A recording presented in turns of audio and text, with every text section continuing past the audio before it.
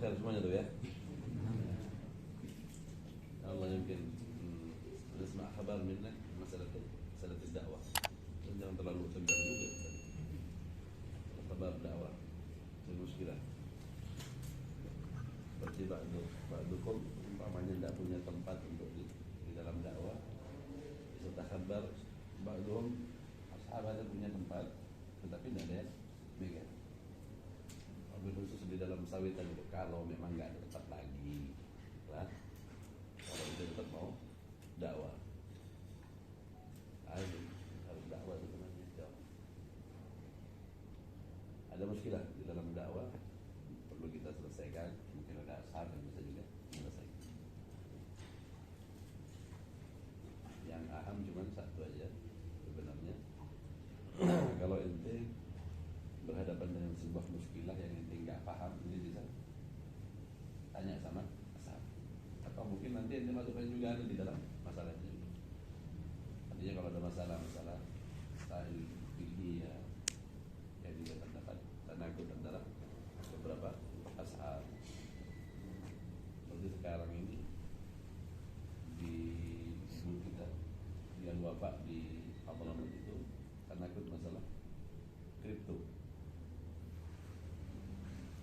Maksudnya syuhul sudah masuk ke kripto, mulai sudah gabung sama kripto, melihat keuntungan yang seperti itu.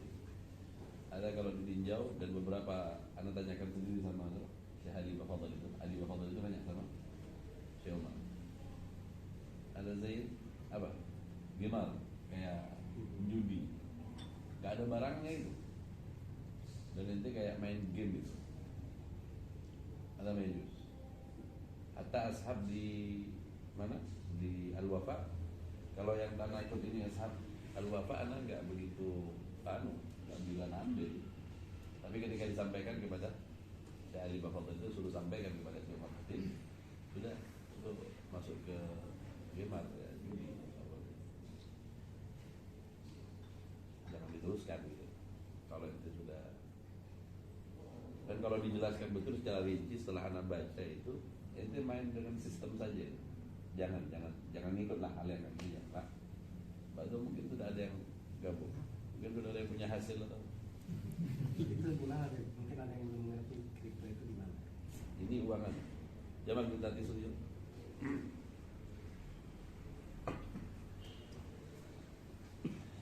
Apa? Dengar aja dari pagi ini. Virtual money, apa virtual money? Kalau zaman sekarang itu ya orang mungkin kenal uang yang ya kita bayar sudah pakai kayak apa ya? Itu zaman itu. Jadi gini, kalau mau memulainya gitu, atau Bitcoin ya, kalau dengar ya? Bitcoin ada values, gimana itu atau video? Bitcoin itu. Ya apa yang mau kita omongkan dari itu? Kalau tidak ada trade-nya sama sekali, tidak ada perdagangan sama sekali. Mereka mengatakan itu trading, tapi nggak ada perdagangannya sama sekali. Yang dijual belikan ini ya, yang dijual belikan nggak ada. Seperti dia hanya mau menjual mata uang mereka. Bila kalau mata uang itu kemudian semisal, terpaham semisal?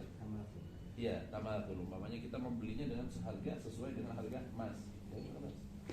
Nggak jadi masalah. Kemudian Ba'dul Ashab itu jangan pakai itu terlalu keras. Ba'dul Ashab itu apa istilahnya? Menyamakannya dengan money changer. Tahu money changer? Tukar uang. Iya kan, kalau ente money changer ini ente mengambil manfaat uang tadi untuk ente masuk ke sebuah negara. Artinya memang ini kemudian ente beli dan ada bentuk mata uang. Ini nggak megang ente. Kalau yang ini uangnya sama sekali, Bitcoin ini seperti apa ini nggak tahu. Dengan syaratnya harus takabut, harus ada takabut. Kemudian masalahnya lagi, yang kita berbisnis dengan dia itu dengan siapa ini? Dengan anak. Iya, itu namanya blockchain itu kan ya. Blockchain itu yang alatnya itu. Nah, di sini nampak sekali bahwa itu judi. Sama sudah dengan judi. Jadi jangan digabung mau Bitcoin mau virtual. Ashab tarakut. Yang Anda bilang tarakut ini sebelah mana ente orang ini Anda bilang? nggak ada yang perlu ditakutkan, nggak ada yang pertentangan pendapatnya, yang jelas ini riba, ini judi, jangan. Ahsan lagi begitu. Kalau kita memahami manhaj di dalam manhaj guru-guru kita, kalau ente ditawarkan tentang sesuatu yang masih belum jelas hukumnya, dan ada yang mengatakan haram, ada yang mengatakan halal, ahsan lagi menghindar. Paling enggak ente nggak jatuh. Nah, Ana berharap tentang hal-hal yang seperti ini nanti bisa disampaikan aja kepada Ana bisa juga nanya kepada Syekh Wahid tentang hal ini. Jadi nanti biar beliau perkataan beliau kita jangan nanti jawab kalau nanti nggak paham dalam masalah fikih ya.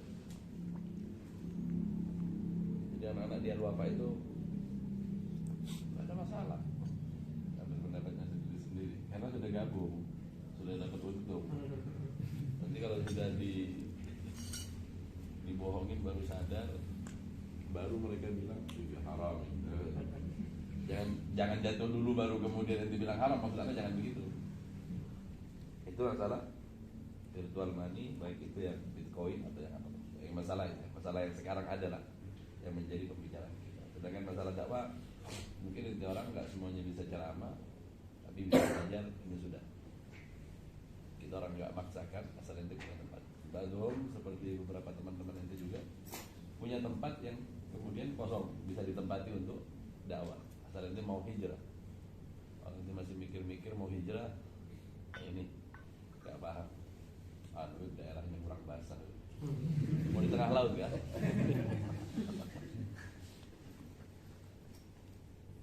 Dakwah bukan tentang masalah uang sebenarnya. Nah, ada cerita tentang perjalanan kita orang di dalam dakwah. Awal pulang dari Hadramut memang bingung. Mana diberitahu? Harus bagaimana? Kita orang nggak paham. Begitu di awal karena memang bersandar kepada dakwah, jadi artinya dakwah dianggap sebagai sebuah pekerjaan. Awal, ini cerita. Ini Wagi dan inti merasakannya pasti, Ba'du pun pasti merasakan. Akhirnya bingung, menjadikannya ini sebagai ini ajib, disalamin orang fulus begini. Nah, di awal memang inti orang begitu dan itu perlu. Dulu ketika ditanyakan kepada Habib Umar, kalau inti perlu ambil, kalau inti nggak perlu tidak usah ambil. Kata Habib Umar, artinya kalau inti punya usaha jauh lebih baik. Kalau inti punya usaha jauh lebih baik. Jadi tidak mengandalkan dakwah. Tapi kalau memang sudah nggak ada lagi, ya sudah, dikerjakan aja dulu. Tapi ingat, jangan menentukan berapa tarifnya itu. Ada Ba'dul Ashab menentukan. Ya kalau udah cerita orangnya itu bulan nggak perlu lah. Tentukan, akhirnya lama-lama nggak laku.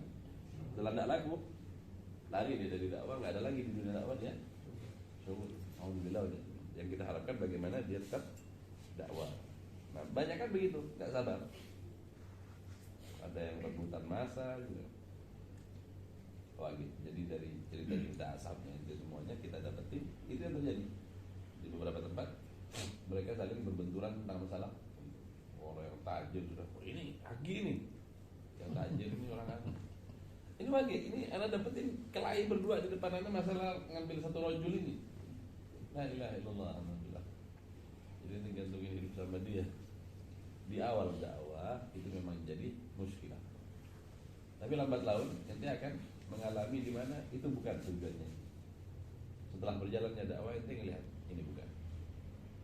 Ternyata setelah itu ente mencari relasi, cari orang-orang penting di dalam dakwah, kenal sama si fulan, bupati, gubernur, semuanya ente pengen kenal. Mana kemarin sama si fulan gubernur ini, Farhan ini. Tapi kalau ente tahu setelah ente terjebak dan kenal kepada mereka nggak bisa apa-apa, muskilah juga. Lama kelamaan ente yang ingin mengenal orang-orang yang seperti ini akhirnya malas. Akhirnya ente mulailah berpindah lagi kepada satu penyakit lagi bagi dai ini, mencari popularitas. Ente ingat kalau sudah ente sampai kepada popularitas terus ente terkenal, nah, tapi setelah itu ente bakal laku. Karena yang diminta sebenarnya masalah istiqomahnya itu bukan. Ya kalau ente cuma mau viral aja, buat aja sendiri YouTube, viralkan sendiri kan. Karena itu bukan tujuannya. Nanti suatu ketika ente tahu bahwa dakwah ini sebenarnya masalahnya istiqomah. Setelah ente dapatkan keistiqomahan, ente akan dapatkan buah. awal dakwah ada pertama, ashab ini merasa nggak enak gitu kalau nggak ada itu, nggak enak gitu kalau nggak bisa, itu harus dijalankan. Jangan yang senior ngajarkan aja sama junior untuk diajar, disuruh ngisi, diberikan kesempatan yang sama. Lambat laun kalau ente terus membina, orang-orang yang ente bina itu akan muncul kesetiaannya kepada ente, kesungguhannya kepada ente, membantu ente. Ente jangan karena kalau antum tidak megang, tidak enak, tidak ada. Itu bukan karena kita, tapi karena keistiqomahannya ente nanti. Kalau ente istiqomah, ente akan mendapatkan itu semuanya. Orang akan menilai ente dari keistiqomahannya, bukan karena dia anaknya orang besar, enggak. Semuanya dapetin itu dari itu. Itu lagi. Belum merasa nggak dihormati, tapi lambat laun setelah istiqomah di dalam dakwah, dia akan mulai dihormati, dia mulai mendapatkan tempat di hati mereka. Itu karena keistiqomah. Ini hanya tentang masalah keistiqomahannya. Yang bikin goyah kadang, kalau dapat bisnis baru gitu, apa ngurusin dakwah segini aja.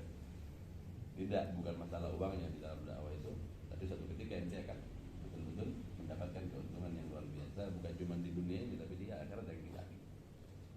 Sempat semangat itu turun, sempat semangat dakwah itu turun kadang. Ketika turun waktu itu, alhamdulillah, karena itu mendengar perkataan Habib Umar waktu itu. Ketika ke Hadramut, anak dengerin perkataan Habib Umar. Ente tahu kenapa? Ketika baginda Rasul pulang dari satu peperangan, baginda Rasul gembira betul dengan kemenangan.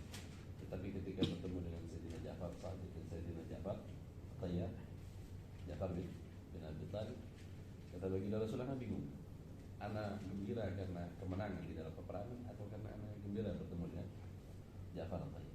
Habib Umar cerita dong. Anak pikir apa yang membuat Ja'far Tayyar sedemikian mulianya sehingganya baginda Rasul melupakan kemenangan. Apakah karena wajahnya yang sama dengan baginda Rasul? Tidak, tapi karena beliau menjalankan dakwahnya di kota. Nah, itulah yang membuat gembira. Kata Habib Umar, jika engkau ingin membuat baginda Rasul gembira dan menyambutmu di dalam barzahmu, lakukan dakwah, kerjakan dakwah itu karena baginda Rasul. Nah, itu kemudian misalnya siapa yang meninggal? Jakarta? Habib Munzir. Beliau pernah cerita sama anak juga. Anak rasa ini satu-satunya jalan anak itu, kata dia. Jadi dia buat jargon dakwah sampai mati. Ya jadi Rasulullah, bukan ya jadi. Kalau orientasinya ente uang, ya bolehlah di awal begini, ente mungkin orientasinya uang. Agak terkenal sedikit, mulai ente sudah, lah, sama ashab yang biasanya satu alma mater, satu pondok, mulai tidak kenal. Anak ngalamin begitu, dihargain sama suami yang sudah terkenal. Tapi setelah lama nggak ada undangan, teleponannya juga nggak ada undangan. Kemudian lagi setelah itu ente pahami betul manhaj alawiyah. Ente nggak bakal dapat di alam ini manhaj seindah alawiyah. Bukan masalah tarekatnya, bukan karena masalah alawiyah. Jadi kalau ente lihat di mana-mana, ente akan lihat orang itu kadang hanya sebatas perkataan, hanya menyampaikan saja. Tapi begitu itu sampai di Hadramut, ente melihat bagaimana sunnah itu hidup dalam bentuk seseorang. Artinya sunnah itu membumi pada diri seseorang. Sehingga ente lihat sebenarnya ente cukup datang ke Hadramut, ente sebenarnya nggak perlu belajar sebenarnya bagi anak. Ketika ente sampai di sana, ente lihat bagaimana mereka para ulama. Anak lihat mereka itu Rasul sallallahu alaihi wasallam dalam sunnah. Artinya mereka betul-betul menghidupkan Zail Habib Umar. Dulu anak merasa Habib Umar tidak semua yang dilakukan Habib Umar itu sunnah. Itu pandangan anak pertama kali. Sampai suatu ketika anak melihat Habib Umar sendiri. Beliau sudah mengangkat kakinya sebelah begini, kemudian beliau begini. Ini lihat jenggot Habib Umar itu kan kayak ditarik, kayak lurus begitu. Ya kan? Jadi anak pikir, enggak semua kerjakan Habib Umar itu sunnah. Nah, anak baca satu riwayat. Ternyata baginda Rasul taat berpikir tentang masalah apa yang harus dilakukan. Begitu posisi baginda Rasul di waktu itu. Nah, sejak itulah anak memahami bahwa sebenarnya manhaj alawiyah itu sudah membumi bagaimana baginda Rasul hidup pada diri setiap ulama di antara mereka. Jadi tidak perlu belajar, nanti lihat mereka sudah sunnahnya Rasulullah. Itu tiru aja. Kalau kita bilang copy paste aja mereka itu. Lihat mereka kerjakan apa yang mereka kerjakan. Itu pasti sama. Dan anak dapetin begitu setelah anak perhatiin Habib Umar, misal Habib Umar bin Syahab, semuanya anak dapetin begitu. Jadi ketika anak sampai di Hadramut untuk kedua dan ketiga kalinya waktu itu, anak paham betul sebenarnya sudahlah, ikuti mereka secara sempurna karena mereka itu betul-betul berjalan di jalan begitu Rasul. Dan ini dikatakan su'ul adab di waktu ada salah seorang di antara mereka para tokoh kita yang kemudian tidak menjalankan tetapi inti menjalankan. Masalah ini hal yang basit katanya, gampang sebenarnya. Masalah jika guru ente tidak ridho dengan sebuah perbuatan, maka selamanya ente tidak akan dapat futuhat di dalam perjalanan ini. Abu Salimah Al-Haddad ketika hatta masalah madhab sekalipun beliau tidak mau bertaklid kepada ini ajunya Imam Haddad. Tak kala dia berguru, walaupun dia tahu persis madhab Maliki itu jauh lebih mudah dalam masalah air, dia majukan tidak bertaklid kepada laulal adab ma'a salaf lakanat Malikan fil iman. Kata beliau, kalau bukan karena ada, kalau bukan karena guru-guru kita berpegang kepada madhab Syafi'i, sungguh anak ini mungkin bertaklid sudah kepada madhab Malik tentang masalah air. Tapi karena adab beliau tidak. Mereka tahu persis bahwa pilihan guru mereka dalam madhab Syafi'i ini adalah madhab yang terbaik. Sehingga mereka nggak pernah berpikir untuk bertaklid kepada madhab yang lain. Lihat bagaimana Habib Ahmad bin Hasan Al-Attas atau dapat lihat Habib Ali bin Muhammad Al-Habsyi. Mereka mereka tidak berfatwa, tidak berfatwa selagi gurunya masih ada. Selagi gurunya masih ada, mereka tidak berfatwa. Ini juga merupakan adabnya kita kepada mereka. Yang anak nggak paham sama ashab, yang anak nggak paham sama beberapa orang, yang kemudian mereka tahu misalnya Imam Haddad mengharamkan dukhan, mengharamkan rokok, Syekh Abu Bakar bin Salim mengharamkan rokok, tetapi bagus nanti bukan anak melarang rokok aja tidak. Nanti kalau mau bicara hukumnya, wal ma'ruf, kita siapa yang nggak tahu? Ada yang makruhkan, ada yang haramkan. Lah, anak bukan melihat itu, anak bukan melihat hukum haram dan hukum. Ketika guru-guru kita berbicara di situ tidak ada manfaat, di situ yang ada cuma mudarat, ya, tinggalkan. Kita orang percaya betul kepada mereka, percaya mati kepada mereka bahwa mereka melihat tentang apa yang mereka lihat secara rohani terhadap perkara-perkara yang demikian. Itu kemudian dikatakan kita itu ittiba betul kepada mereka. Kita betul-betul paham apa yang mereka kerjakan itu adalah perkara yang memang luar biasa. Artinya mereka memahami itu betul. Tidak mungkin coba kalau misalnya kemudian melarang kita untuk serabut dukhan, kecuali ada beberapa hal yang tidak ada manfaat di dalam hal perkara yang begini. Tidak gimana ini dukhan menutupi dan tidak kelihatan maksudnya orang. Baden. Kita orang mau ittiba kepada guru. Perkara yang sampai di magam itu anak nggak paham.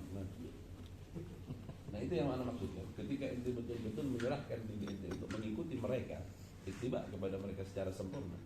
Ente kata orang Arab mantarat wasal. Siapa orang yang berjalan di jalan yang sama, mereka akan sampai di tempat yang sama. Di situ yang anda pahami bahwa sudahlah, jangan melirik kepada orang lain bahwa sesungguhnya mereka betul-betul mengajarkan ente untuk kembali kepada baginda Rasul. Sulit di zaman ini, ente mau cari manhaj yang sama dengan Alawiyah, carikan kepada. Bahkan Habib Abu Bakar Al-Adni itu bilang, wajibnya setiap orang pada masa sekarang ini untuk mengikuti manhaj Alawiyah. Jadi kan kalau selama ini kan banyak orang hanya berbicara tentang kesunahan baginda Rasul, tapi di Hadramut ente lihat sendiri bagaimana sunnah itu hidup dalam bentuk ulama-ulama kita. Ini kalau bicara sunnah, jangan buru-buru masalah 2, 3. Yang lain banyak masih. Karena belum sampai. Enggak, bukan yang itu. Artinya lihat mereka sudah ikutin mereka. Nah yang anda harapkan itu, ente percaya betul bahwa mereka telah sampai kepada derajat yang luar biasa. Siapa yang enggak mengenal Imam Haddad, siapa yang enggak mengenal mereka seperti Syekh Abu Bakar bin Salim. Enggak mungkin mereka berbohong kepada perkataan mereka. Kaman juga seperti kita percaya kepada guru-guru kita di dalam madhab, di dalam tariqah yang lain seperti Syadziliyah, seperti Ibnu Athaillah Sakandari yang menyebutkan kenapa kita percaya kepada Najullah ini. Kenapa? Karena kita meletakkan kepercayaan kita kepada mereka. Di Naqsyabandi ketemu dengan Najullah itu. Kalau nanti Naqsyabandi nanti enggak percaya kepada Nabi Hadir, harap ada guru yang percaya dan bertemu dengannya. Kenapa kemudian nanti enggak percaya? Begitu juga kepercayaan kita tentang masalah ziarah Najullah. Tidak ada di manusia itu yang tahu kalau di situ ada kuburan Najullah. Enggak semua kami yakin. Kita meletakkan kepercayaan bahwa itu adalah Nabi Allah Hud karena pergi bukan tuh. Lalu apa kemudian kita meninggalkan apa yang menjadi kepercayaan mereka? Tidak. Apa yang mereka percaya kita percaya dan kita mengikuti mereka. Sami'na wa ata'na, apa yang dikerjakan oleh mereka. Sebab ente akan sampai di tempat yang sama jika ente mengikuti mereka dengan tepat. Yang dapetin di dalam ta'lim di Hadramaut itu tanpa harus bertanya, tanpa harus apa, kerjakan aja. Yang ente lihat itulah baginda Rasul dalam bentuk, kalau dalam Sayyidil Habib Umar dalam bentuk Sayyidil Habib Umar. Karena ente tidak akan mendapatkan futuh sebelum ente menjadikan guru ente sebesar baginda Rasul sallallahu alaihi wasallam. Jadi apa yang dilakukan oleh Umar yang enggak sunnah? Hatta meletakkan cincin di jarinya. Itu bukan eksen Habib Umar. Ini kan sunnah. Kalau bukan sunnah, nah, sampai di sana Sayyidil Habib Umar melakukan segala sesuatunya itu, dan itu semuanya sunnah. Ketika Habib Umar meniru itu, apa yang terjadi kepada Habib Umar pernah terjadi kepada baginda Rasul. Artinya apa yang terjadi kepada baginda Rasul terjadi kepada Habib Umar. Di mana orang berebut ada untuk Habib Umar. Lah, ente pikir itu, oh itu karena Habib Umar anak, karena beliau berjalan di jalan baginda Rasul, sehingganya apa yang terjadi kepada baginda Rasul pun terjadi kepada saya. Direbut wudhunya, ini semua. Beberapa waktu yang lalu juga ada ikhtilaf dengan beberapa mutakhallid dari Masar. Sebenarnya omongan anak waktu itu, anak ngomong kepada ikhwan, kemudian disampaikan. Bukan kita orang kemudian mengatakan bahwa guru kita yang paling baik. Memang harusnya dibilang paling baik, tapi bukan untuk sebuah perdebatan untuk membanding-bandingkan, tidak. Jadi waktu itu anak bilang sama satu ikhwan, kalau saya secara pribadi percaya bahwa Sayyidil Habib Umar adalah gudub fi hadis zaman, gudubul ghaus fi hadis zaman. Nah, omongan ini anak kepada ikhwan, bukan kepada mereka, bukan kepada alumni yang lain, tidak. Omongan anak ini kepada ikhwan. Entah bagaimana ikhwan menyampaikan. Ketika sampai di Bondowoso, anak duduk sama mutakhallid dari Masar. Ente Habib Zain ya? Ya. Juga mulai ragu juga, apa nih ada omongan anak yang salah yang mana? Antum bilang sama murid-murid antum kalau Habib Umar itu betul. Oh iya Beb, itu pembicaraan anak ke dalam. Anak tidak sampaikan keluar. Tadi anak berbicara hanya di sebelah dalam saja. Nah, anak sempat anak marahin dia, pandangannya Habib Zain nggak perlu diambil. Katanya dia, anak bicara sama orang yang percaya sama anak, kan gitu. Nggak, ente bisa tahu kalau Habib Umar itu betul kan? Anak ketawa. Satu guru anak, kalau anak bilang gurunya orang yang lebih baik, nggak mungkin ini gitu. Nggak ada kecap yang nomor satu, betul. Kecap nomor satu ini orang yang kita kenal. Kemudian anak bilang, anak berkata seperti itu pun sebagaimana dilakukan oleh mereka orang-orang sebelum kita, seperti Ibn Athaillah Sakandar. Beliau yakin betul bahwa gurunya adalah seorang yang betul. Karena apa? Karena melihat tingginya makam yang Allah berikan kepada beliau. Mudahnya sunnah Rasulullah yang dilakukan kata. Dan anak juga berpegang kepada hadis qudsi hadis qudsi dari baginda Rasul. Jika Allah mencintai seorang hambanya, ada munadi min a'la sama, kemudian Allah mengumumkannya. Malaikat Jibril kemudian mencintainya dan malaikat Jibril pun mengumumkannya. Kemudian semua penduduk langit mencintainya. Jika sudah penduduk langit mencintainya, maka kemudian dia pun kotor hari kabul di qulubihim. Kemudian manusia di mana beliau datang akan mencintai. Anak bilang dari hadis ini, tolong keluarkan seorang tokoh yang semisal dengan Habib Umar yang diterima kemana saja. Yang mendunia. Coba kita lihat siapa lagi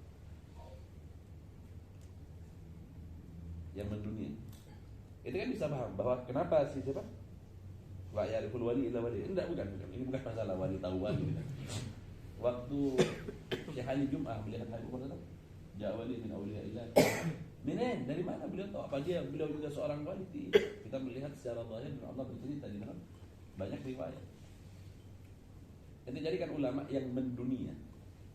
Ada ciri pertama. Ciri yang kedua, beliau tidak pernah berbicara tentang ikhtilafat di antara mazhab. Pasti tujuannya para wali itu tentang bagaimana tasbih pembersihan kepada hati. Secara Habib Umar belum pernah Habib Umar nyuruh benci Wahabi, belum pernah nyuruh benci mazhab-mazhab yang lain. Abadan. Dari situ kita orang tahu, dan itulah para wali-walinya Allah. Masuk fil hadis. Jadi apa yang Anda katakan, Anda bilang kepada beliau, kalau ini bersinggungan dengan ente karena itu, ya nggak paham. Gimana Anda melihatnya dari beberapa hadis? Anda katakan beliau sebagai butuh fi hadis zaman karena wilayahnya yang luas dan keluarlah dari negeri yang kita tahu sendiri. Yang pernah ke Hadramut tahu sendiri nanti. Dulu zaman anak TV cuma 2 di pasar satu, satu lagi tempat permainan sepak bola, itu aja. Bisa mendunia seperti itu kan bukan karena negerinya, tapi karena orang. Di situ kemudian Anda paham. Nah sejak itulah belajar sedikit demi sedikit, di situ Anda mengetahui bahwa sebenarnya ikutin saja guru, nanti akan sampai di tempat yang sama. Tahu? Itu yang Anda harapkan dari dan tidak yukhalif kepada apa yang disampaikan oleh Habib Umar. Bukan hanya Habib Umar, guru-guru kita di atas juga. Jadi tidak akan futuh kalau ente masalah ente syarah Bukhari, Bukhari Imam Haddad, Bukhari, ya bukan itu. Bagaimana ente akan wasal di dalam tempat yang sama? Karena mereka menyaksikan bahwa dalam Bukhari ini perkara yang tidak baik. Ente tinggalkan. Kalau tidak ente tinggalkan, ya dia mau terus difaham nggak jadi masalah. Anda cuma bercerita tentang kalau dia bicara tentang fikihnya ini ya makruh ya, ada yang bilang baik. Tapi ketika guru-guru kita mengatakan hal yang demikian, bagi Anda mengikuti seorang guru begitu caranya tentang perkara-perkara ini, ikuti sudah, karena mereka yang mereka sampaikan semuanya, yang mereka lakukan semuanya untuk kopi dan dibagi orang. Sehingga orang Hadramut mengatakan, nah memang mu'allim kutub. Yakin dan mu'allim Riyad. Kami tidak pernah mengarang kitab, tapi kami ingin mencetak setiap laki-laki menjadi seperti semisal mereka. Jadi mereka menularkan ajaran baginda Rasul itu menjadi seorang, kalau istilah-istilah buku-buku sekarang itu membumikan sunnah pada diri seseorang. Bagaimana ente adalah sunnah yang berjalan, bagaimana ente adalah baginda Rasul dalam bentuk yang baru, yang kemudian ya kalau bahasa kita dakwah bil halah, dengan hal keadaannya. Mungkin ente nggak bisa ceramah, ente cuma bisa ngajar, tapi ente bisa berdakwah dengan cara demikian. Wahid min masyayikh Sayyid Habib Umar, satu orang dari gurunya Habib Umar itu adalah Habib Ahmad bin Tahir Haddad. Beliau kalau berbicara tidak biasa-biasa saja, mengajar pun tidak terlalu, tetapi begitu dia membumikan sunnah pada dirinya, apa yang terjadi? Ribuan orang Afrika yang kemudian masuk Islam melihat melihat orangnya saja. Ini kan nanti bakal melihat bahwa Habib Umar mengalami apa yang dialami oleh baginda Rasul karena beliau berjalan di tempat yang sama. Seperti ketika beliau berdakwah di Afrika, ada satu orang bilang, "Anda melihat wajahnya bukan wajah orang bohong." Salah-satunya wajah yang nggak pernah bohong baginda Rasul. Tapi setelah itu Habib Umar juga mendapatkannya. Kenapa? Jalan yang sama. Dan kalau ente bisa dari sekarang ini, jangan ente lagi bicara tentang ikhtilaf, karena dakwah tentang masalah berbicara tentang madhab lain ini sudah bukan tempatnya lagi.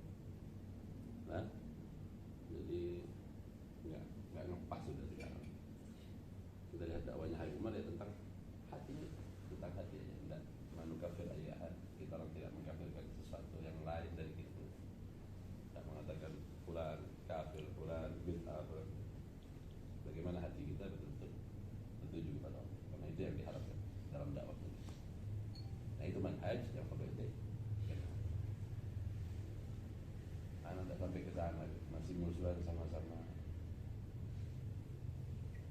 Tuan guru di tempat anak bermusuhan, anak nggak cocok sama ini.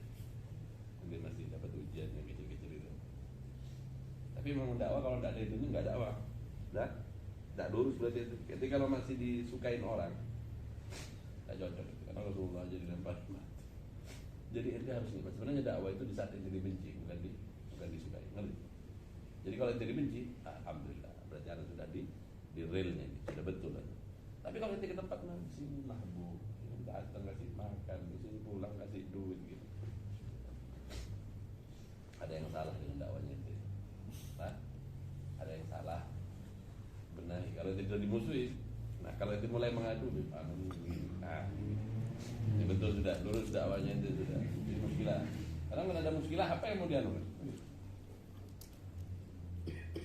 Itu yang ana perhatikan dari saya jelas.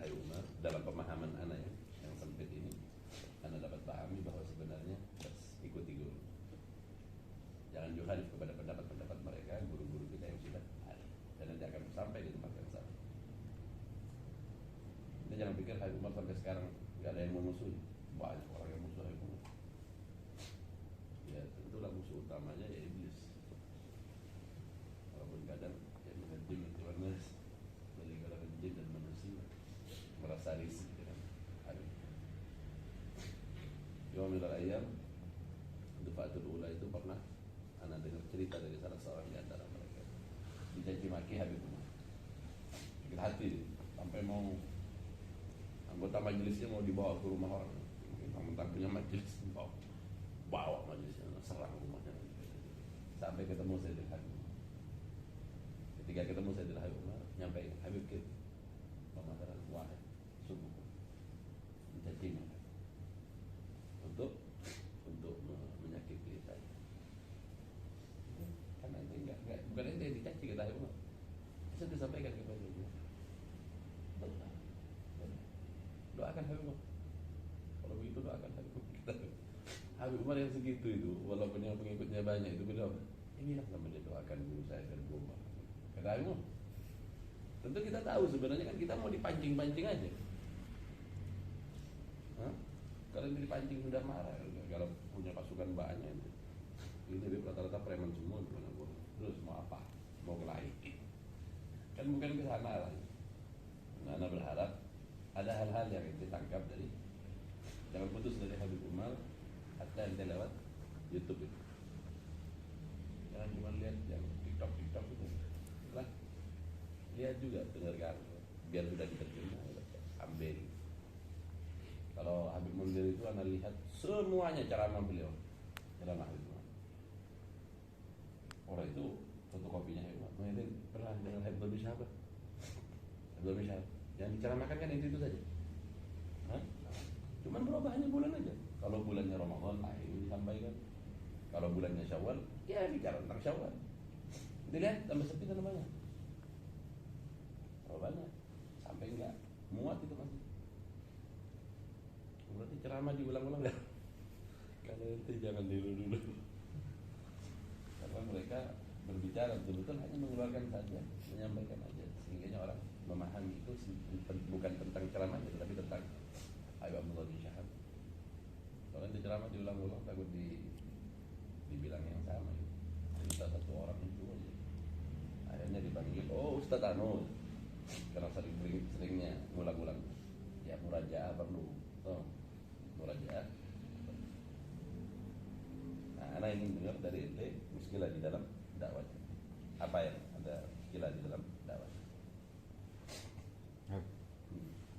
Kita sering bersinggungan dengan mereka-mereka yang ini apa namanya, ketuhanan, makrifat gitu.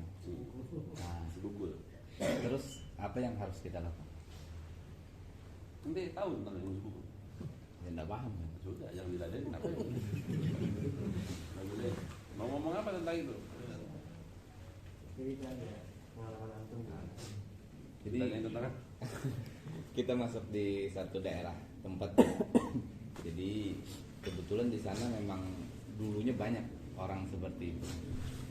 Ternyata setelah lama corona istirahat majelis. Ternyata mereka masuk lagi ke sana. Dan orang-orang ini kayaknya sejenis setengah sakti mereka itu.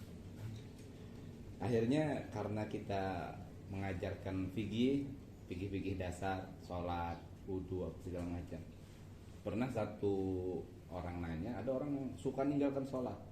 Ya kita jawab kan ini bukan sesuatu yang benar kalau sampai orang meninggalkan sholat. Nah, salah satu dari mereka tidak terima ketika ada orang yang bilang bahwa orang yang meninggalkan sholat itu pasti salah. Akhirnya mereka mau nyerang dengan alasan bahwasanya mereka tidak sholat karena belum sampai pengetahuannya sampai kepada sholat itu.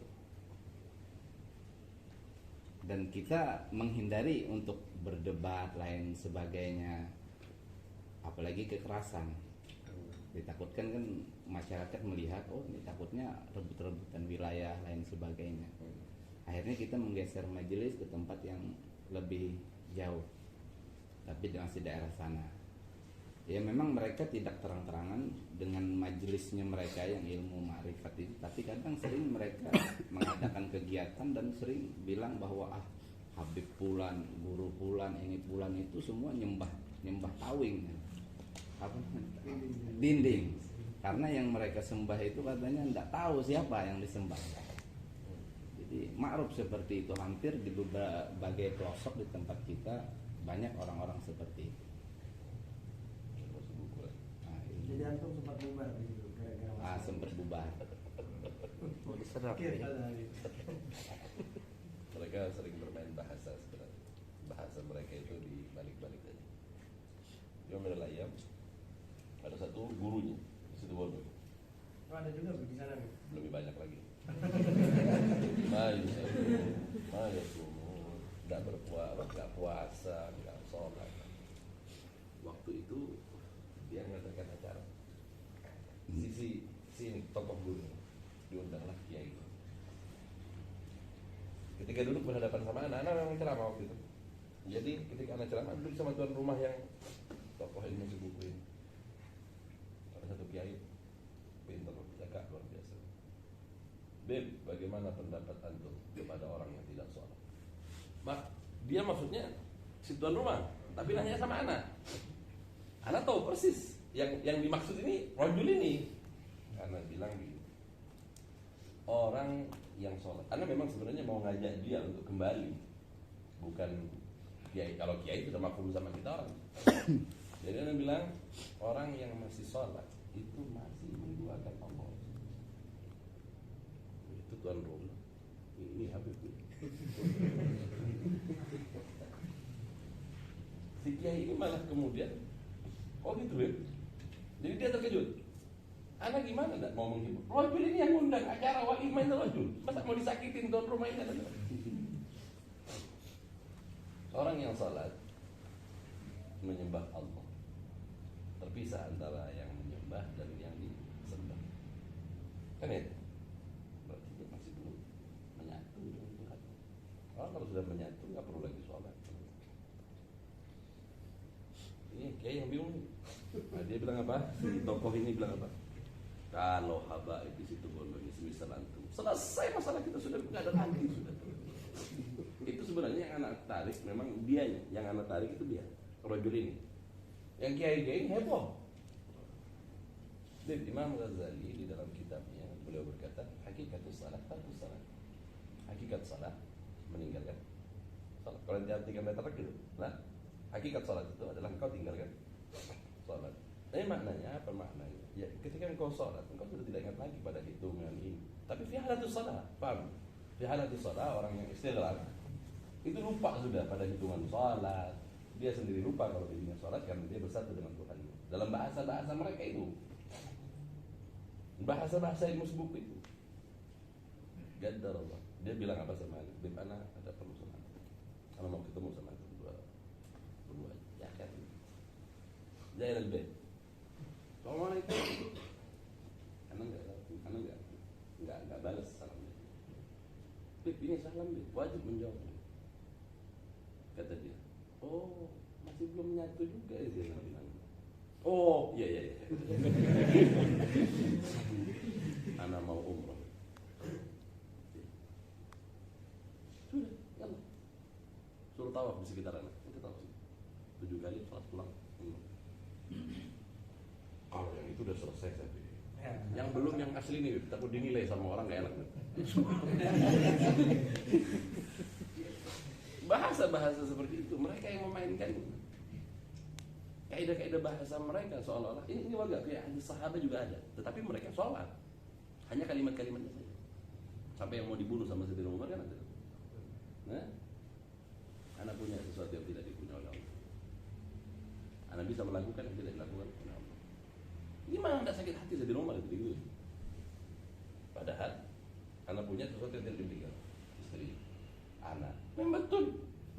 Nah, kalimat-kalimat seperti inilah yang kita harus pahami ketika berbicara dengan mereka. Untuk mengambil hati mereka, bahasa itulah yang perlu dipahami.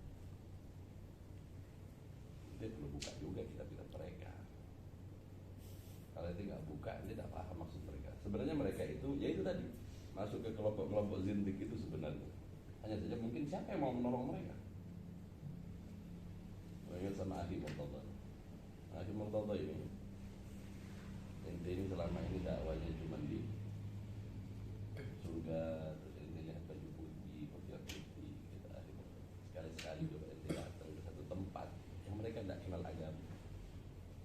Banyak yang perlu diselamatkan di sini, kan gitu tuh. Jadi selama ini kan dakwanya kaum muslimin kan, yang paling masuk Islam tapi cuma ilmu sebuku begitu. Jadi di sini yang kurang sebenarnya, nanti perdalam aja tentang bahasa-bahasa mereka.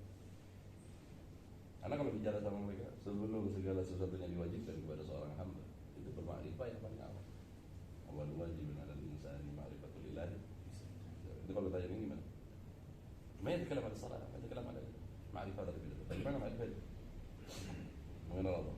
Di situ ente mungkin kurang banyak memahami tentang maksud mereka. Jadi kalau mau belajar tentang itu, ya ada buku apa? Nah, baik itu yang ditulis oleh ya kalau orang-orang Banjar yang nulis juga kan masalah itu. Ya, dia tadi. Ya ada lagi ini siapa namanya yang Syekh Sapat itu, Syekh Abdurrahman Sapat juga punya buku-buku masalah seperti itu. Ya pahami aja bahasanya. Mereka orang-orang yang sebenarnya sampai kepada Allah, tetapi orang-orang ini melihat ketika sampainya, paham? Tidak melihat prosesnya. Sama dengan Muntakharij awakhir yang Sayyidil Habib Umar ini. Kita orang melihat Habib Umar diludahi sama orang, iya. Kita merasakan waktu Habib Umar dijauhi sama orang, nggak ada yang menyapa, karena dapat masa-masa itu. Tapi ba'duhum kemudian ashab yang datang mutaakhir datang sudah Habib Umar Magam sudah salaman Habib Umar, kayak orang tidak nyambung sudah Habib Umar kan ya. Nah pulang ke Indonesia la ilm wala apa, ente jangan jadi orang itu. Ente tidak tahu bagaimana Habib Umar di masa awal diludahin, dibenci kan itu. Jadi mereka itu melihat akhir dari perjalanan seorang menuju kepada Allah, sehingga mereka seolah-olah istirahat padahal nggak melakukan apa-apa gitu. Bahasanya aja mereka. Beb aku nih kada sholat, salah kan? Betul. Namun orang yang sholat itu masih mendua kepada Allah. Dia bilang sama anak-anaknya semuanya apa? Umpat Habib.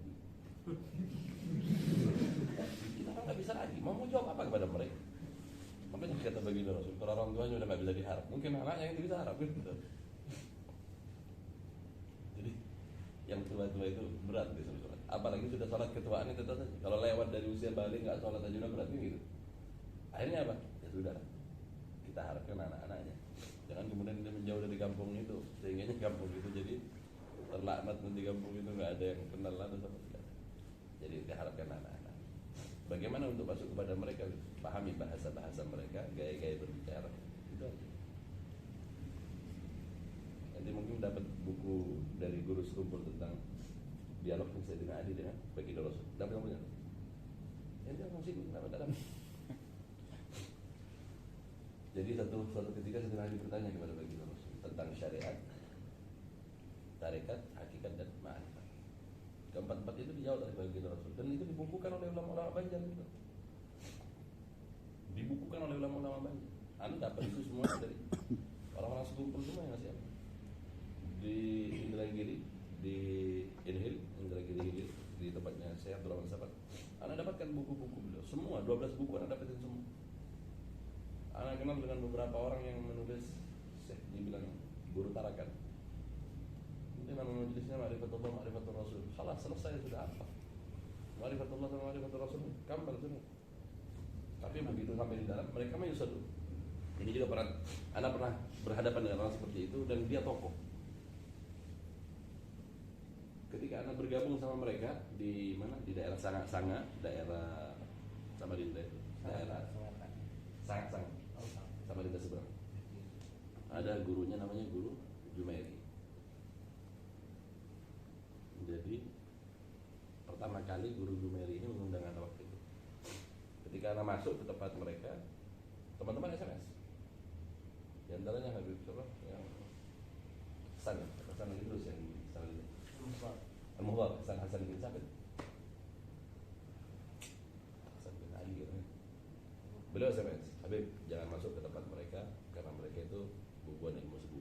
jalan ini. Karena nggak peduli. Masa itu disolahkan cari uang. Masuk aja diundang orang. Nggak ada solusi. Bismillah. Akhirnya teman-teman kayaknya itu nggak ngelihat yang undang siapa. Awalnya begitu anak-anak. Tetapi setelah anak masuk ke dalam, anak lihat ternyata mereka ini masih membuka diri sebenarnya. Ketika anak ceramah di sana, mereka terima sama ceramahnya. Bagus, begini. Anak ceramah tentang makanan mereka. Mereka pura-pura bermakrifat. Sudah, kita kasih ini. Orang-orang masalah begitu kan, masalah kaitan masalah bahasa Nur Muhammad apa kepada mereka itu Syekh Ajib Ghali itu kepada mereka. Jadi anak sampaikan tentang hal itu sepengetahuan anak. Ternyata itu cocok kepada mereka. Bahkan ashab bilang ente juga terbawa sesat. Wah, saya masih ashab Hadramaut itu. Anak bilang nggak apa-apa lah orang-orang sesat juga diundang sama orang-orang sesat. Masuk aja dan bilang. Karena lambat tahun anak perhatikan guru ini punya anak, tapi dimondokkan di dia apa? Saran apa? Darussalam. Anak umum dia, anak umum Hadramaut aja. Anak bilang ke Hadramaut. Atau nyampaikan kepada abahnya. Abahnya guru itu tadi. Sampaikan sekali, 2 kali. Abahnya bilang serahkan aja kalau memang harus ke Hadramaut. Suruh kita. Anaknya suruh. Setelah itu anak nggak perang lagi sama abahnya. Udah dia perang sama anaknya. Jadi tahu sekarang guru ini buat masjid, i'tikaf sebulan penuh di bulan Ramadan, sholat, apa semuanya. Kan artinya, nah setelah beliau ini sholat, beliau puasa, diundang semua ashab Hadramaut ada di situ. Yang dulu bilang sesat semuanya bergabung. Nah, anak berharap begitu. Itu jangan kemudian patah arang karena dia sudah dia bisa diselamatkan. Yang menentukan selamat tidak selamat kan bukan kita orang. Mereka belajar aja bahasa mereka. Mungkin bahasa ini sempat hawas kalau bahasa gitu kan. Muter-muter. Iya pasti. Nah di situ ya memang kita orang dilarang sama Habib Umar dulu belajar tentang filsafat. Cuman karena dulu anak pernah kuliah, anak nggak asyik sama orang-orang begitu. Anak suka orang-orang begitu. Bagi anak sebenarnya dia sudah separuh ikut kita, tinggal separuhnya aja, menyempurnakannya aja. Nah begitu pengalaman anak. Jadi itu mungkin bahasanya saja. Ustaz Muhyiddin waktu itu. Ustaz Muhyiddin ngamuk. Ustaz Muhyiddin anak tahu background pendidikan dasarnya. Orang ini bilang, Ustaz, nanti lihat itu anak kambing itu nyusu sama siapa? Jadi kambing nyusu sama induknya. Nyusu sama siapa? Ini nyusu sama induknya, kata Ustaz Muhyiddin. Ini Ustaz Muhyiddin nih kelahi sama orang gitu tuh. Nyusu kepada Allah. Kata orang yang nyusu buku ini. Itu Ustaz Muhyiddin gitu. Mengajar dari ladab. Sampai akhirnya dia berdialog sama. Ketika berdialog sama anak, disitulah dia kemudian merasa orang seperti antum ini tadi yang diperlukan. Kalau semuanya habaib di situ bondo seperti antum, tenang. Anak paham betul kemana arahnya dia. Jadi dia ini nggak bisa diambil lagi gitu. Ya anaknya sekarang ikut kita orang. Kalau orang nggak bisa, mereka sudah salah paham dan sulit untuk merubah mereka. Kecuali terakhir ente akan menggiring mereka. Ini kalau dialog anak terakhir, anak pernah debat sangat terakhir sudah nggak ada lagi sudah di pojok sudah sama mereka. Oke anak nanya, kalau ente suatu ketika ditanyakan oleh Allah apa arti cintanya ente kepada Allah, ente mau apa? Ente hanya akan mengeluarkan alasan-alasan akal. Sedangkan Allah meminta sebuah perbuatan. Apa? Rahman. Oke, itu cinta Allah, itu cinta baginda Rasul. Itu para pencinta ini memiliki tanda. Apa kira-kira tandanya itu? Itu diam. Allah jauh lebih mengetahui. Ketika anak seret betul mereka ke arah itu, mereka bingungnya di situ. Kalau dimintain tandanya itu gimana caranya? Orang cinta kepada baginda Rasul mungkin kasratus salat, banyak sholatnya itu. Gitu ya, harusnya kita. Kalau itu mau debat sama mereka, ikutin aja dulu, ikutin kemana arah omongannya. Dan buku-buku yang di sekumpul itu bagus untuk membantu. Percakapan tentang masalah, percakapan Sayyidina Ali dengan baginda Rasul tentang masalah 4 tingkatan manusia. Bagaimana sholatnya orang ahli syariat, bagaimana sholatnya orang tarekat, bagaimana sholat. Nah, itu. Makanya ini dianggap gak level. Oh, orang syariah. Sulit. Boleh. Kamu sudah sampai kemari. Duduk aja menghadap ke barat, sudah selesai. Jadi iring itu pelajaran. Nah, jadi begitu itu mereka, ngerti? Mereka belajar langsung kepada puncaknya, tidak melihat bagaimana prosesnya orang menuju ke puncak. Pelajari aja bahasanya kalau menurut Ana, pahami ente banyak buku mereka, buku-buku mereka. Tapi dulu kalau kayak mana Habib Hussein dalam pengalaman beliau berdakwah pasti kan juga sama menemukan yang kayak gitu. Iya, dapat. Gimana Banyak. respon beliau? Zul Wahid. Apa dialog juga sama Dialog. Satu orang namanya Pak Abdul, panggilnya Abdullah namanya, panggilnya Pak Abdul. Datang kepada Walid dia bilang, Habib, semalam anak melihat Allah. Kalau mau ngomong apa? Lihat Allah. Sini dulu, duduk katanya. Melihat Allah tuh. Nanti tahu Allah nggak bisa dilihat oleh mata. Bukan dengan mata. Dibilang mimpi. Maka mimpi itu adalah mata hati. Kalau mata hati yang ente bilang bisa melihat Allah, rendah Allah itu tidak sampai itu kepada Allah. Apa yang ente lihat itu bukan Allah. Di situ didebat sama wali. Karena kayf ru'yatullah, hatta Imam Al-Ghazali di dalam kitabnya yumkin ba'dih. Kan gitu. Coba dibaca juga kalam-kalamnya Sayyidina Ali bin Abi Thalib. Sehingga di situ kita memahami tentang kalimat-kalimat yang seperti itu, dipahami betul, diurai. Kalau nggak diurai ini nggak paham.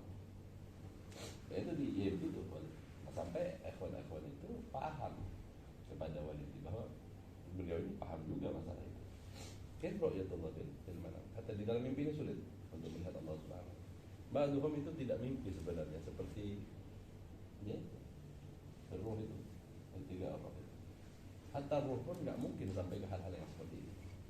Badan dan Imam Habib Ali bin Muhammad Al-Hakim, mungkin orang itu melihat Allah Subhanahu wa taala tak kala ia sudah mencapai sirri. Amal bersir kan dalam sebuah hadis itu berarti sirri yang akan Allah Subhanahu. Nah itu pembahasan terlalu tinggi dalam masalah hal-hal yang begitu.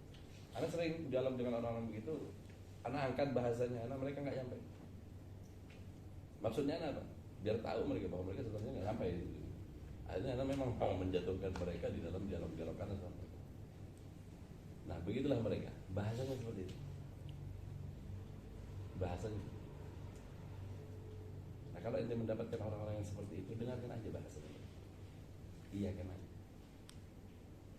Katakan kepada mereka, iya Pak, kita nih belajar dulu dari bawah Pak. Nanti bisa sampai juga seperti tempatnya apa. Mereka tidak pakai sholat dulu gitu. Nah begitulah dialog-dialog yang terbangun. Nanti kalau di debat sekali ya akhirnya di mahsyar nanti masalah permintaan. Buktinya ini apa? Kita coba. Di situ berakhir dialognya nanti pasti. Kalau di dalam filsafat, Anda tahu persis dialognya nanti kalau nanti terus bangun itu akan berhenti di sana. Nanti setiap pencinta akan dimintai bukti. Mana buktinya ente asyik sama baginda Rasul? Sholat tak sholat, puasa tak puasa. Kira-kira ente mau ngomong apa? Nanti apa yang ente mau bawa? Kalau dimintai bukti, kan harus punya bukti. Siapa sih? Allah aja. Nah itu di situ mereka sebenarnya sudah tidak bisa. Jadi begitu dialog yang pernah dibangun sampai terakhir di sana, ketika Allah meminta bukti apa yang entah yang ditunjukkan kepada Allah bahwa ente mengikut baginda Rasul sholat. Kan gitu. Artinya kalau ente ngomong apa buktinya ente cinta sama Allah?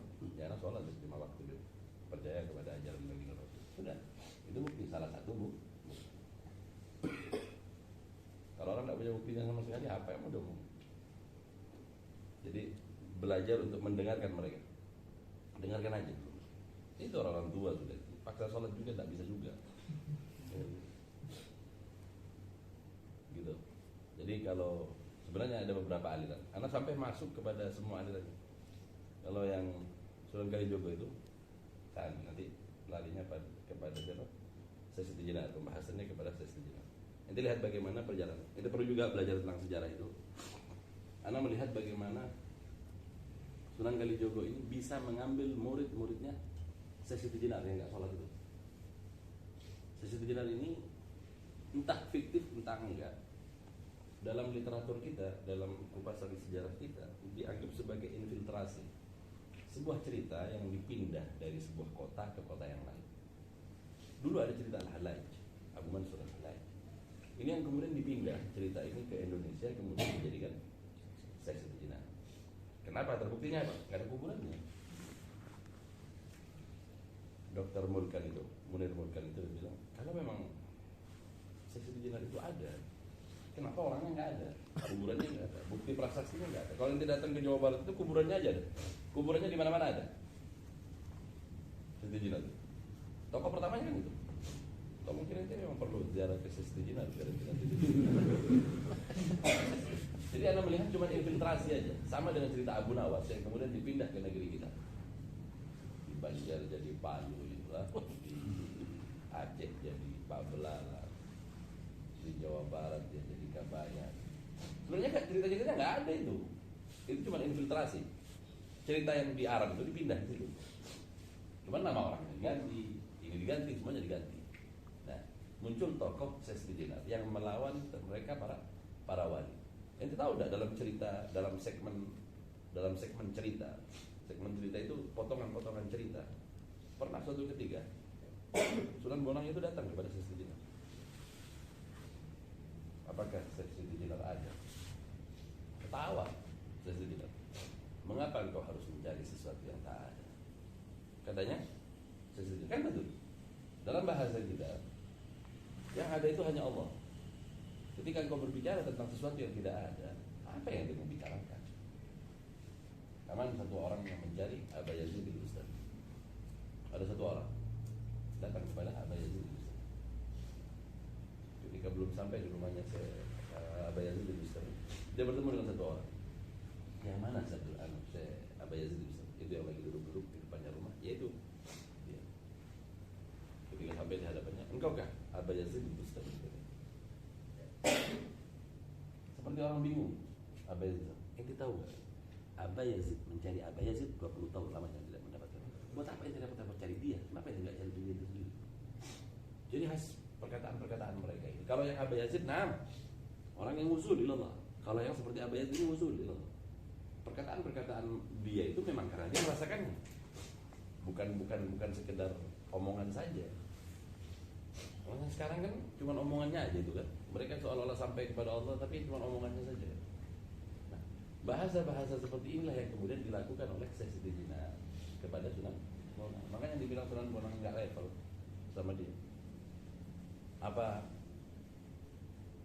Jinar ada katanya. Mengapa mencari sesuatu yang ada? Bukankah yang wujud hanya Allah? Jika kau mencari Allah benar ada. Berubah bahasa Sunan Bonang.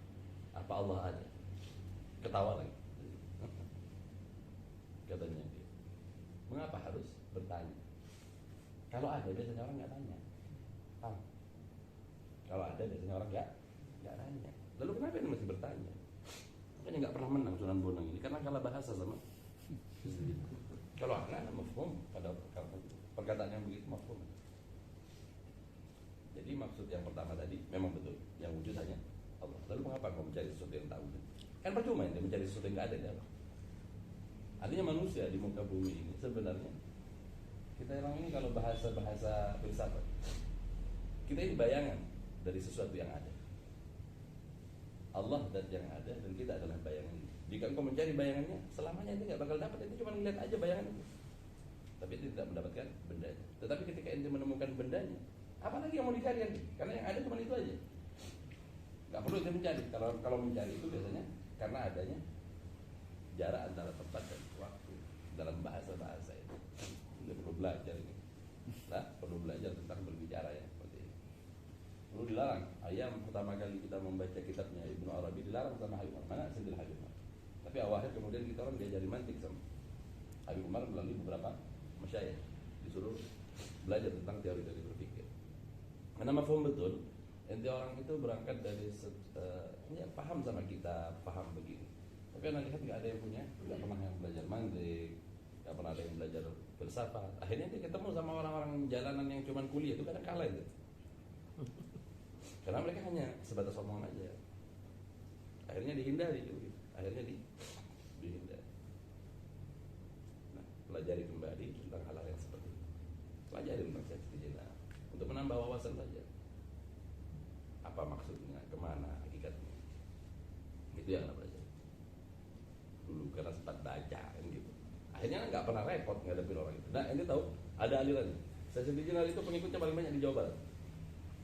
Begitu ente masuk di Jawa Tengah, Darmo Gandul berbeda sudah pemahaman. Darmo Gandul ini menggabungkan antara Nasrani dengan Islam. Tapi juga kejawen, apa ilmu-ilmu sebuku juga. Ente bakal dapat di Madura, aneh lagi di Madura. Cara berpikir yang berbeda dan menggabungkan beberapa cara berpikir seperti itu juga. Tetapi ya intinya pada tasawuf. Intinya tasawuf. Hanya saja mereka itu bertasawuf tanpa berfikih, makanya zindik jatuhnya. Nggak sholat, nggak puasa. Nah, kita diminta oleh baginda Rasul untuk tidak jadi Tuhan, paham tidak jadi Tuhan? Menilai, jangan menilai orang. Itu sebenarnya salah itu. Nah, ketika ente menilai, ketahuilah hak menilai itu adalah Allah. Ketika menilai adalah hak Allah, kenapa ente mau jadi Tuhan? Kata guru dulu di waktu di hall dulu, waktu di hallnya Imam Bahaidin Naqsyabandi di Tamban, itu jangan jadi Tuhan. Ente diminta untuk jadi hamba. Kenapa? Ketika ente menjadi hamba, ente tidak berhak menilai. Ketika ente menjadi seorang muda, ente tidak berhak untuk menghukumi. Yang menghukumi Allah, yang menilai adalah Allah. Sehingga kita adalah seorang hamba yang hanya bisa apa? Menerima ketentuan Allah Subhanahu wa taala. Akhirnya dakwah itu adalah ya begitu. Mengalah jauh lebih baik. Kalau ente nggak paham, nah, mengalah di sini bukan ente kalah, tidak.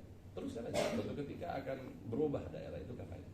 Anak dulu juga putus asa kayak gitu. Dan ada satu daerah di Situbondo, daerahnya namanya Pasir. Oh, itu nggak ada yang sholat, pinggir pantai. Dan itu gabungan antara yang seks jinat dengan orang Madura sendiri.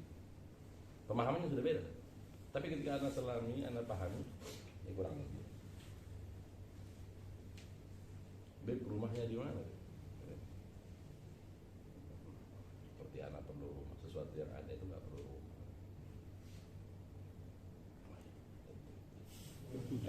Itu tertarik. Kalau yang ada itu kemudian ada rumahnya, anak bilang, berarti dia dibatasi, dia bukan yang ada. Ketika dia terbatas, paham lah, maksudnya? Itu takut anak aja ngomong ini tidak paham deh. Sesuatu yang terbatas itu nggak ada sebenarnya. Karena apa? Ada yang membatasi. Ketika dibatasi oleh Allah, maka dia memiliki keterbatasan. Ketika memiliki keterbatasan, dia lemah. Dia bukan zat yang maha kuat. Ketika dia ada, apalagi ketika dia ada, nggak perlu lagi kan? Makanya wujudnya kita ini disebut wujud kita. Wujud misal itu ente ada, tapi ente tidak ada. Kenapa? Karena ente diadakan. Adanya ente diadakan. Oleh siapa? Oleh sesuatu yang ada. Itu makanya dalam bahasa filsafat kita itu bayangan Tuhan. Lalu yang ada itu bayangan gaib atau bendanya? Ya, bendanya ada. Makanya hatta Allah Subhanahu wa taala di dalam Mahwa Tasawuf di tulisannya Habib Umar atau di dalam karangannya Syekh Zarruq. Syekh Zarruq itu menulis juga tentang masalah tasawuf. Segala sesuatu itu disebut syai'un. Hatta Allah Subhanahu wa taala disebut syai'un. Sesuatu itu belum tentu benda gitu. Dalam bahasa mereka. Ternyata di Arab juga kental kelompok-kelompok begitu juga ada di Arab itu. Ilmu sebuku itu. Cuman Anda nggak tahu namanya di Arab itu apa. Darmo Gandul ini macam-macam yang Anda temui. Dalam perjalanan dakwah itu bermacam-macam, tetapi bisaraha Anda nggak pernah bersinggungan dengan mereka. Satu Anda mau bersinggungan, kadang bahasanya orang desa. Jadi takut salah Anda bahasanya, Anda takut terlalu merendahkan mereka. Jadi Anda kadang diam. Anak mendengarkan. Pernah lagi anak ketemu dengan orang-orang baru-baru jadi Wahabi, jamaah tabligh kayak jamaah tabligh. Waktu itu di Pembandilan di daerah Albanet, masuk di pedalaman Kalbar. Yang di dekat Toha Hadiban. Itu bid'ah taruh lampu di kuburan. Apa hukum kata dia? Ya itu ngada-ngada. Toh sakit hati sudah debat setengah mati di situ, nggak didengerin. Nggak ada. Beb, apa hukumnya? Hidupin lampu di kuburan kata orang ini. Serah, tidak ada hukumnya. Dia mau dihidupin, mau dimatikan, ini urusan lampu itu pakai hukum. Hukum itu sesuatu yang perlu. Kan iya. Bukan maksudnya deh. Apa? Ada kadang-kadang ngidupin lampu habis dikubur kan? Seingat anak itu dikasih begitu. Satu, kalau dia jalan malam biar dia nggak bertandung. Kedua, dikasih lampu terang begitu agar binatang-binatang buas itu nggak menggali kuburan tadi karena terang. Saya ingat anak itu. Enggak, hukumnya enggak apa-apa. Itu kayak hukum sama anak. Enggak ada itu di dalam Al-Quran itu urusan hidupin lampu mau dimatikan. Tahu pak? Ente mau masuk kamar ini dimatikan, fadhol katanya.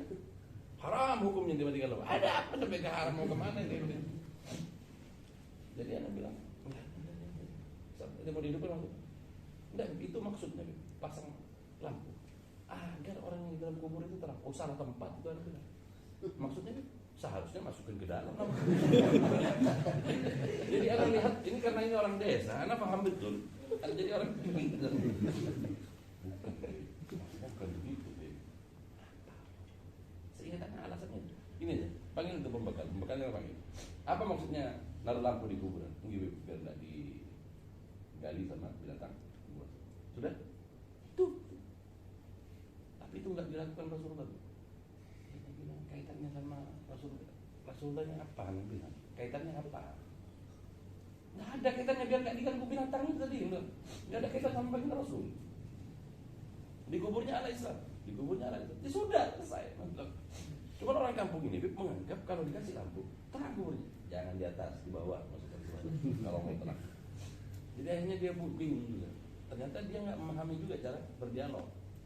Anda dapetin orang-orang seperti itu di desa-desa itu. Itu masih untung ini. Ente masih untung ketemu orang seperti itu. Ini kisah jagoan ikut paham itu, paham ilmu suku. Ya kan? Muskilah kan? Sudah jagoan ikut salah. Di debat sama ashab, sama teman-teman kita. Di debat entah bagaimana datang ke tempat kita bawa celurit. Ya, kotor ini nanti lah. Orang lagi duduk di meja sandaran begini, itu celurit itu. Siapa yang bilang? Masalah itu tadi, masalah ketuhanan. Ini sahib semuanya buyar ini tahu. Anak kabar apa ini pak? Sampai mau bertanggung jawab? Apa? Anak sebenarnya agak besar kalau dia nyerang tiba-tiba juga. Bentar. Ambil itu, taruh di bawah. Nggak ada saya ambil buat sampean. Apa ini? Tadi itu temannya sampean bilang begini. Salah lah pemahaman saya. Gimana ceritanya?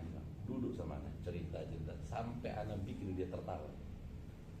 Anak tahu setelahnya ketika berbicara itu, oh ini orang desa, nggak bisa digitukan.